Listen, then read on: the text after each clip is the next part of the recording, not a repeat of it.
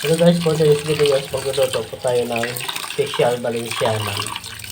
Wow! Magwasan muna natin ang bigas. Meron po tayong turmeric. Ilagay po natin dito pang kulay. Ito na guys, piniga na natin yung ito ng turmeric niya. Ayan. Babad na natin ito para gumanda po yung kanyang kulay. Nalagyan po natin siya ng iodized salt para mas malo yung lasa niya. Ayan. I-mix natin ito guys hanggat sa magkakaroon siya ng kulay. So ito.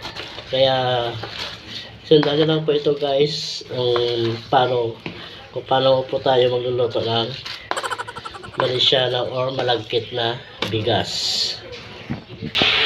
Ito na guys yung pangalawang piga natin. Ayan. A few moments okay na po later. yan. Tsaka babad po na natin yan guys mga nasa 3 minutes hanggang sa gumanda po yung kanya. Guys, naka-ready na po yung ating mga sangkap. Meron po tayong gisantis at saka yung pasas. Hindi mawala po yung ating red bell pepper. Sa red bell pepper, meron tayong lemon at saka yung paminta at iba pa. So yun guys, kaya abangan nyo muna po ito hanggang A few moments later. matapos. Sana po mapanood po ito ng full video. Guys, sangkap na atay na manok at saka yung laman. Kaya nilaga ko po ito muna. Yan, ilagay ko na po yung ating chicken para sabay-sabay na po natin ito palambutin.